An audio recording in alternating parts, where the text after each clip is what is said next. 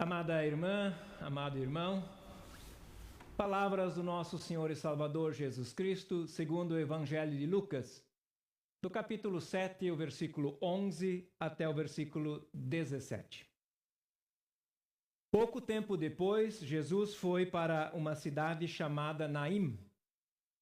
Os seus discípulos e uma grande multidão foram com ele. Quando ele estava chegando perto do portão da cidade, ia saindo um enterro. O defunto era filho único de uma viúva, e muita gente da cidade ia com ela. Quando o Senhor a viu, ficou com muita pena dela e disse: "Não chore." Então ele chegou mais perto e tocou no caixão. E os que estavam carregando pararam. Então Jesus disse: "Moço." Sentou-se no caixão e começou a falar. E Jesus o entregou à sua mãe. Todos ficaram com muito medo e louvaram a Deus, dizendo: "Que grande profeta apareceu entre nós. Deus veio salvar o seu povo." Essas notícias a respeito de Jesus se espalharam por todo o país e pelas regiões vizinhas. Até aqui, palavras do nosso Senhor e Salvador.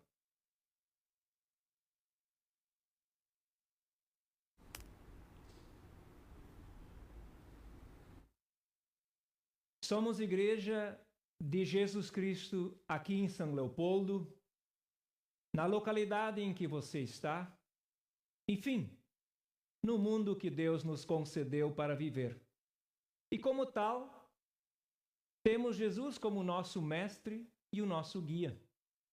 Ele foi ao encontro das pessoas, percorreu caminhos extraordinários para ensinar, pregar e curar. O Evangelho afirma categoricamente: Deus veio salvar o seu povo. Esta afirmação deve ser lida com a orientação de Jesus, que definiu o seu povo como sendo sua família, e integrante dessa família, toda pessoa que fizer a vontade de Deus. Lemos no Evangelho de Mateus, capítulo 12, o versículo 50. Além disso, Jesus é o Senhor e tem autoridade para alcançar a graça de Deus de forma generosa, a quem Ele quiser.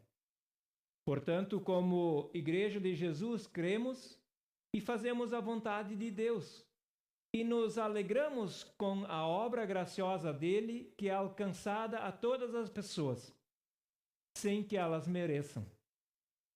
Nós cremos em Jesus Cristo.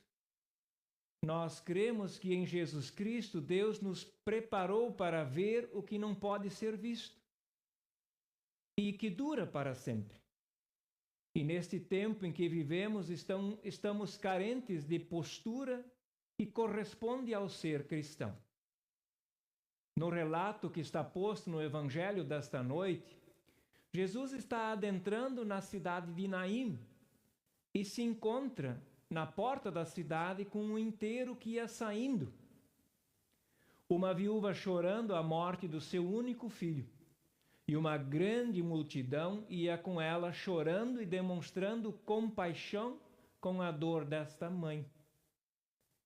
Jesus se compadeceu dessa mãe, ainda que não a conhecesse. Ele viu, ouviu, se achegou e tocou no caixão. Só este jeito de Jesus proceder já é, em nosso dia a dia, algo extraordinário.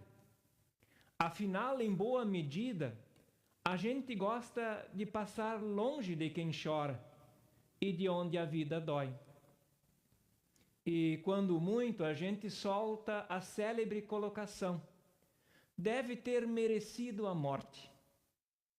Amado irmão e amada irmã, Jesus não imputou nenhuma sanção, não exigiu nenhuma correção e disse: "Moço, eu ordeno a você, levante-se.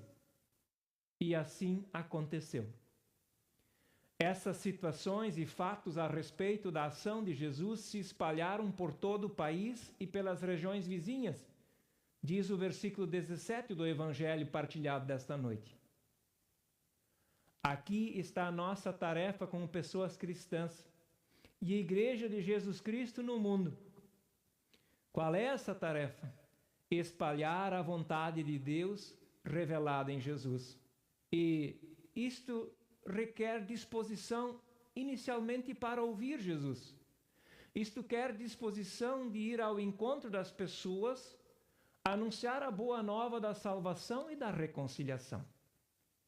Se não der para fazer face a face, que a gente o faça pelas mídias à nossa disposição. E aqui, em culto, nós não reproduzimos desejos pessoais, e sim a vontade de Jesus Cristo.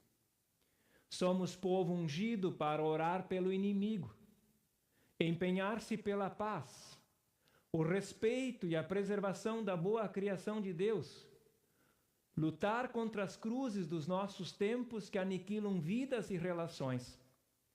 Somos a favor da verdade, pela cura irrestrita, e temos compromisso de melhorar a vida e tudo que nos cerca ali aonde a gente está.